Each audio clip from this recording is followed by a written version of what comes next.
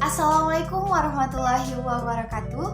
Perkenalkan saya Rahmi Delviandri, NIM 2005-113264 dari Pendidikan Fisika FKIP Universitas Riau. Di sini saya akan melakukan eksperimen fisika sekolah mengenai bagaimana menentukan titik pusat massa pada benda tidak beraturan. Nah, sebelum kita memulai eksperimen fisika sekolah kita mengenai bagaimana cara menentukan titik pusat massa pada benda yang tidak beraturan, tahukah kamu mengapa menara Pisa yang miring masih bisa tetap berdiri selama berabad-abad? Mengapa menara Pisa tersebut tidak terjatuh? Yuk kita melakukan eksperimen. Adapun tujuan dari eksperimen fisika sekolah kita mengenai menentukan titik pusat pada benda yang tidak beraturan, yaitu untuk menghitung titik pusat massa pada benda homogen yang tidak beraturan. Dan bahan yang kita gunakan yaitu yang pertama kardus putih, alat tulis sekaligus sebagai penusuk, beban, jarum dan benang, kemudian ada penggaris, dan kita akan menggunakan kertas grafik. Selanjutnya yang terakhir kita menggunakan neraka. Kita mulai saja eksperimen. Pertama kita membuat pola di kardus. Kita buat pola sembarangan.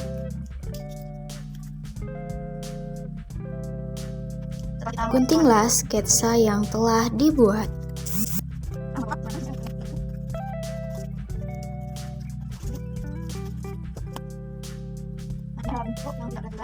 Lubangilah ujung kardus di 3 titik berbeda dengan tanda titik dibuat dengan titik A, B, dan C.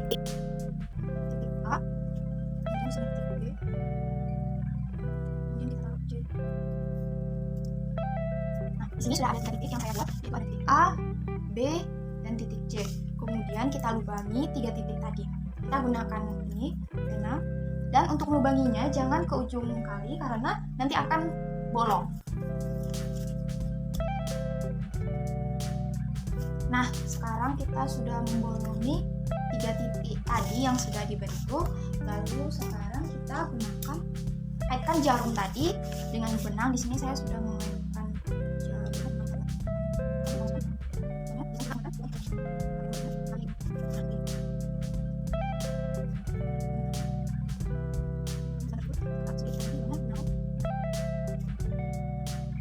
Lalu kita masukkan ke dalam titik. Jadi kita menggunakan pena.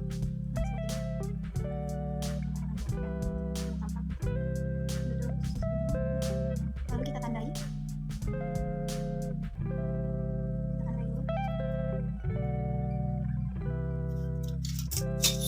Kita tandai dengan garis. Nah, setelah ini kita coba ke mulai.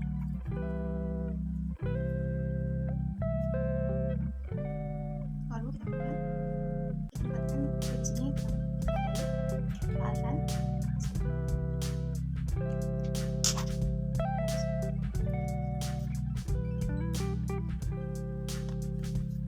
Dan kita masuk lagi ke titik yang selanjutnya.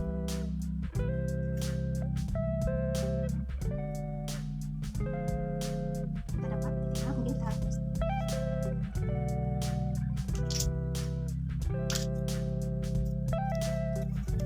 Setelah itu kita akan sudah membuat garisnya dan kita menemukan titik pusatnya yang berada di tengah, disebut dengan peno. Kita tandai. Setelah itu kita letakkan di atas grafik. Kemudian kita letakkan kardus tadi yang sudah membentuk dan sudah ada titik potongnya ke kertas grafik. Setelah itu kita gambar. Selain itu kita jangan lupa membolongkan di tengah untuk tanda titik pusatnya. Lalu akan berbentuk seperti ini. Setelah itu kardus tadi kita timbang.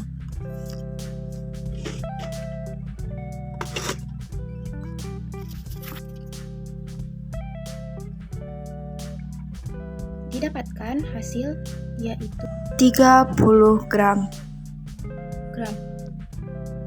Setelah itu kita potong 3 bagian dari kardus tersebut. Kemudian kita potong 3.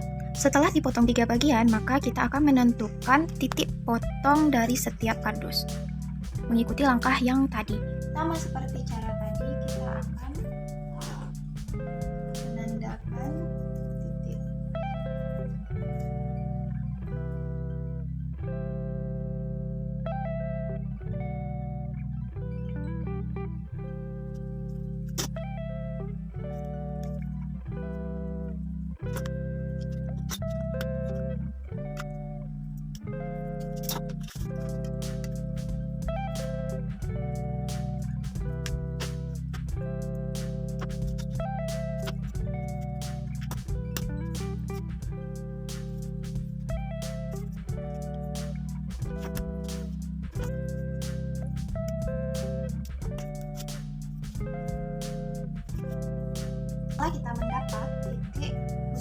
dari setiap benda.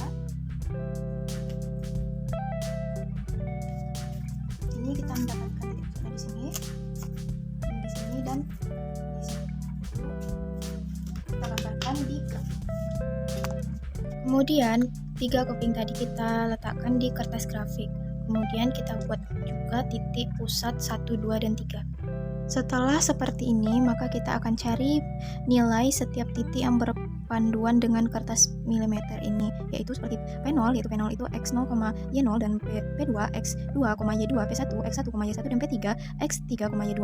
Lalu setelah itu kita isi tabel menggunakan data hasil eksperimen yang kita cari. Kemudian kita akan mencoba menimbang berat dari benda tersebut. Didapatkan yaitu 10 gram. Benda selanjutnya yaitu 10 gram juga, dan benda ketiga ini adalah 10 gram juga, maka beratnya sama. Kita akan menentukan titik pusat massa pada benda yang tidak beraturan ini. Nah, titik pusat massa yang pertama yaitu ada P0, ada P1, P2, dan P3. Nah, cara untuk menentukannya itu, ini ada kertas grafik. Di sini kita akan menghitung yang pertama di sumbu X dari P01. Nah, di sini kita hitung berapa panjang dari sumbu X. Setelah didapat 9,3. Lalu kita cari di sumbu Y. Setelah ternyata didapatkan 7,3. Berarti hasil dari P01 yaitu 9,3,7,3. Nah, seterusnya dilakukan di P0, P02, dan P03. Setelah itu kita masukkan ke dalam tabel dan kita cari menggunakan hasil hitung. Nah, ini adalah tabel perhitungan eksperimen yang kita dapat tadi. Lalu ini adalah cara untuk mencari X0 dan Y0. Kesimpulannya adalah jika titik pusat yang kita cari dengan melakukan eksperimen dan menggunakan rumus akan mendapatkan hasil yang sama, tetapi di sini mendapatkan hasil yang mendekati. Ini dikarenakan kurang teliti dalam melakukan eksperimen. Begitulah eksperimen, terkadang mendapatkan hasil yang kurang pas. Terima kasih sudah menonton, semoga bermanfaat ya.